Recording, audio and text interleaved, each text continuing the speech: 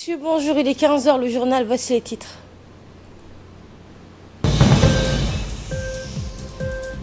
Ismaël Omar Guelleh a regagné la capitale dans l'après-midi d'hier après sa participation au sommet de l'Union africaine à Niamey, au Niger. Et un atelier de réflexion sur les mécanismes de renforcement des performances de l'action gouvernementale s'est ouvert aujourd'hui en présence du Premier ministre. L'OMS a déclaré l'état d'urgence sanitaire mondial en République démocratique du Congo. C'était les titres. Merci de nous accueillir chez vous. Le président de la République, Ismaël Omar Guelleh, a regagné dans l'après-midi d'hier le pays après sa participation au sommet de l'Union africaine à Niamey, au Niger. Le sommet de l'Union africaine, auquel le chef de l'État a pris part, portait essentiellement sur l'entrée en vigueur de la zone de libre-échange continentale africaine. Signe de l'adhésion pleine et entière de notre pays à la zone continentale de libre-échange, la République de Djibouti fait partie des États africains ayant procédé à une ratification immédiate pour l'entrée en vigueur de la zone, continentale de libre-échange. Le chef de l'État a été accueilli à son arrivée par quelques membres du gouvernement et les autorités militaires du pays.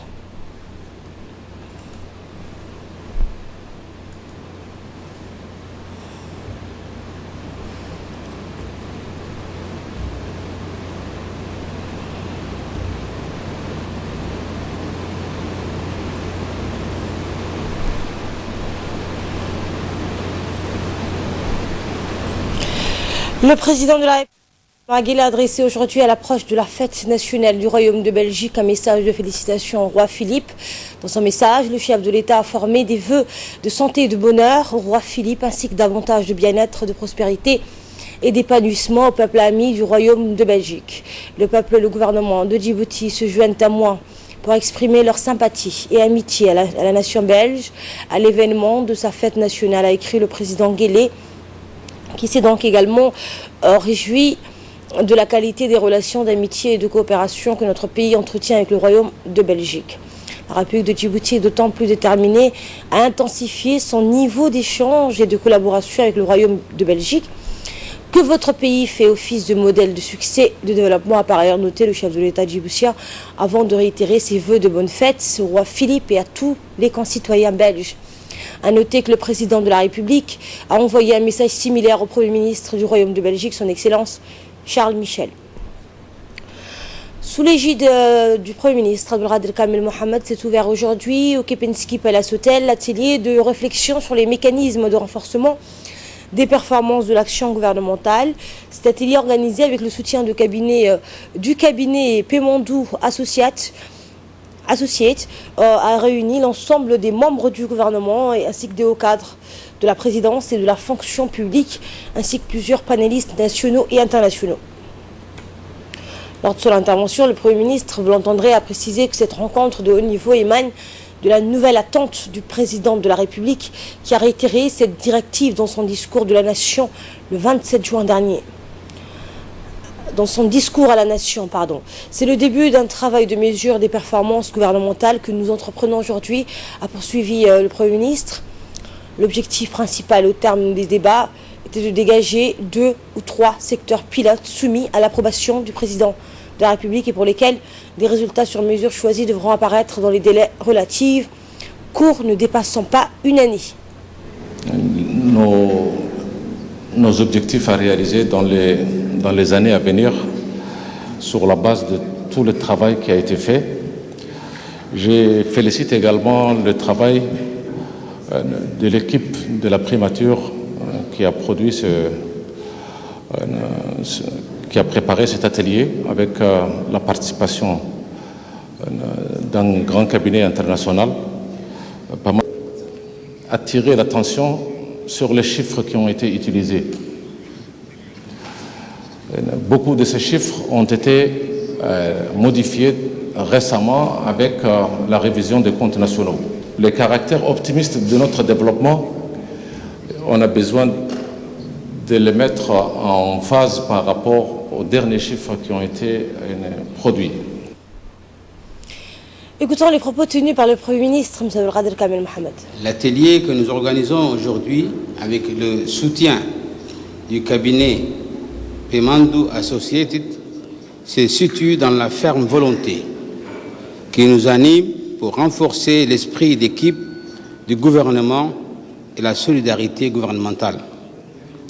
Mais aujourd'hui, nous devons en outre répondre à une nouvelle attente du président de la République, celle qui consiste à mesurer, exposer les performances de nos actions. Devant les rapides et indéniables progrès économiques et sociaux, le président de la République nous a demandé de mettre en œuvre tous les moyens pour mesurer l'action gouvernementale. Après nous en avoir exprimé sa volonté dans la feuille de route du nouveau gouvernement, il a réitéré cette directive dans son discours à la nation le 27 juin dernier. Tous nos concitoyens doivent maintenant comprendre dans le détail ce que le gouvernement fait pour le pays. Il faut donc aujourd'hui que nous répondons à la confiance que le président nous a accordée. C'est le début de ce travail de mesure des performances gouvernementales que nous entreprenons aujourd'hui. Nous allons proposer au chef de l'État 2 ou 3 secteurs pilotes pour lesquels des résultats sur les mesures choisies devront apparaître dans des délais relativement courts, au maximum 1 an. Plus tard, tous les secteurs identifiés par la vision 2035 et la SCAP seront concernés, aussi bien les secteurs sociaux que les secteurs économiques. Dans ce cadre, il nous appartient de faire ressortir les premières priorités parmi toutes celles qui ont été annoncées. Et je vous amène au Koweït à présent, où le ministre des Affaires étrangères et de la coopération internationale, Mohamed Ali Youssouf, effectue une visite officielle dans le pays à l'invitation donc du vice-premier ministre et ministre des Affaires étrangères de l'État du Koweït, Cheikh Sabah Khaled Al-Hamad Al-Sabah. Au cours de cette visite, le ministre a été reçu par l'émir du Koweït, Cheikh Sabah Al-Ahmad Al-Jabir. Mohamed Ali Youssouf était porteur d'un message écrit du président de la République, Ismaël Omar Guelleh. Durant cette rencontre, tous les aspects de nos concitoyens, de nos relations bilatérales, la situation dans la corne de l'Afrique et au Moyen-Orient, ainsi que les opportunités de développement, de développer davantage la coopération étroite entre la République de Djibouti et l'État du Koweït ont été évoqués. De même, le ministre des Affaires étrangères a été reçu par son homologue koweïtien, le vice-premier ministre et ministre des Affaires étrangères. Durant ces échanges, plusieurs questions d'intérêt commun ont été soulevées. Les nombreuses propositions et projets ont été donc analysés et négociés.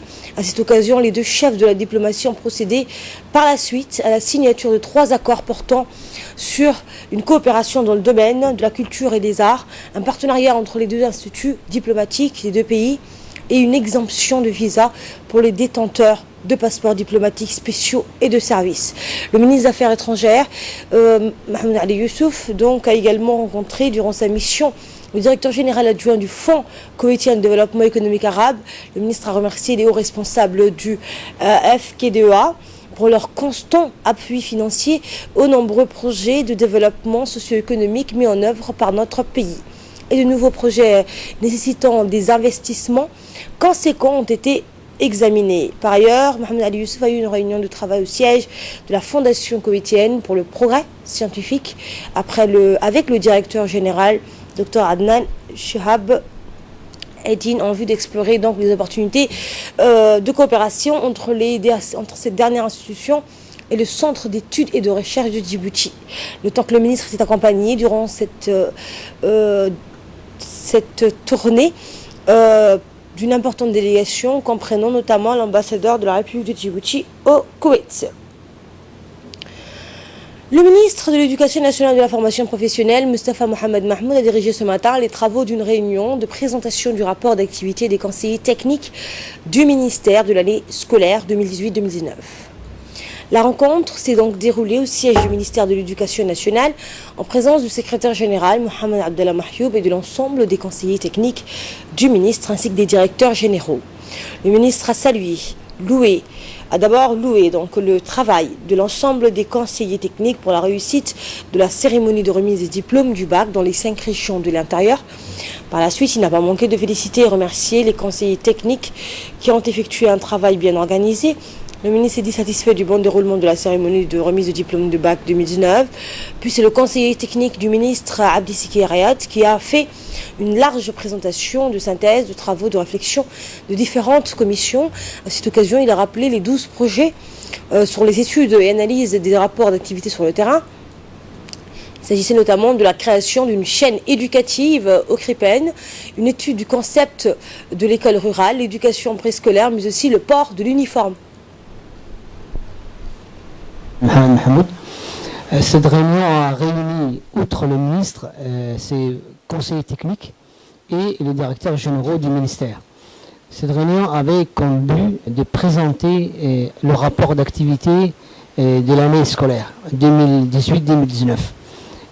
Les conseillers ont eu l'occasion de présenter les activités qu'ils ont menées tout au long de l'année.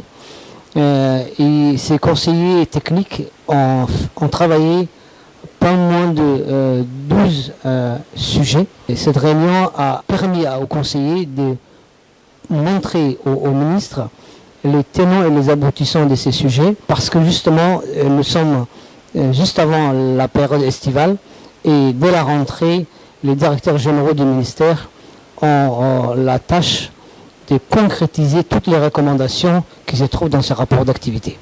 Et ainsi, nous avons voulu nous montrer au ministre que les conseillers techniques sont là à ses côtés. À la une également de ce jeudi 18 juillet 2019, la région d'Arta a abrité hier une cérémonie d'inauguration de l'agence régionale de Salam Africa Bank.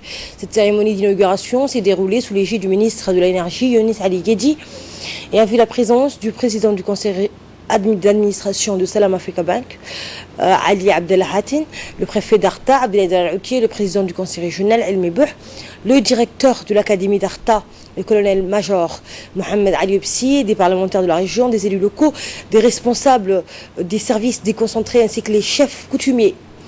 L'ouverture de cette agence régionale vient à point nommé pour se remédier et mettre fin au déplacement de la population de cette région vers la capitale pour bénéficier des services bancaires.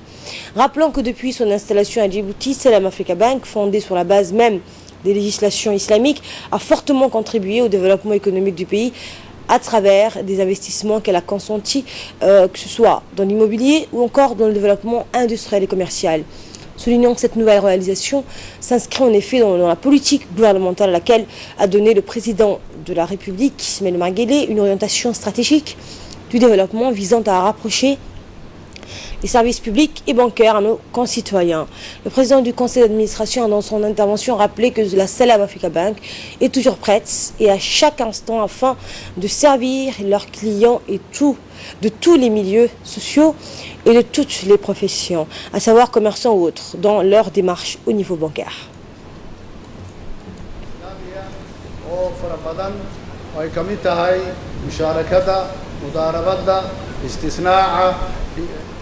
Le président du conseil régional et le préfet de la région ont pris la parole tour à tour pour remercier les dirigeants de la Salam Africa Bank de ne pas oublier la région d'Arta et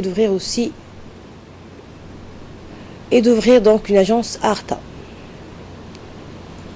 Le ministre de l'Énergie, Younis Ali Guedi, a pris la parole. Pour sa part, il a d'abord remercié la Salam Africa Bank pour l'ouverture de cette agence. Le ministre a rappelé lors de son intervention que les déplacements sont dorénavant donc finis et le ministre a indiqué que cette agence va contribuer au développement de la région en créant ainsi des emplois. Je vous le disais en titre, l'Organisation mondiale de la santé a déclaré l'état d'urgence sanitaire mondial en République démocratique du Congo. L'organisation, donc l'OMS, a pris cette décision 3 jours après l'apparition d'un premier cas d'Ebola à Goma, ville d'1 million d'habitants au carrefour entre le Rwanda et l'Ouganda. Le gouvernement congolais a accueilli la nouvelle de façon mitigée, très critique envers le possible rôle des ONG en coulisses pour lever des fonds. L'épidémie d'Ebola a déjà tué 1668 personnes dans toute la région du Nord Kivu en près d'1 an. L'OMS a aussi annoncé que l'épidémie de rougeole en République démocratique du Congo avait déjà tué plus qu'Ebola et le choléra réunis cette année, soit 1981 personnes pour 115 000 cas depuis le 1er janvier. La dernière fois que l'OMS a déclaré l'état d'urgence sanitaire mondiale, c'était en 2014 pour la grande épidémie d'Ebola qui a tué 11 000 personnes en Afrique de l'Ouest.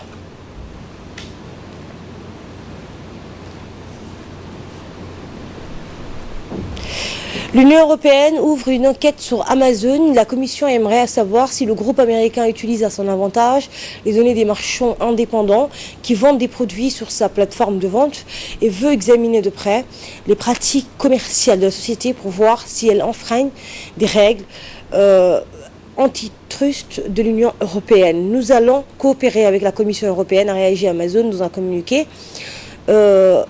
Comme Google et Facebook, fait partie des cibles régulières des autorités de la régulation commerciale.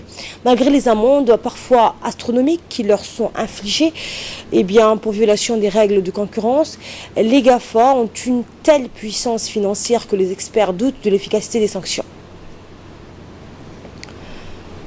C'était le journal de la rédaction. Merci à vous de l'avoir suivi. Bon week-end à toutes et à tous.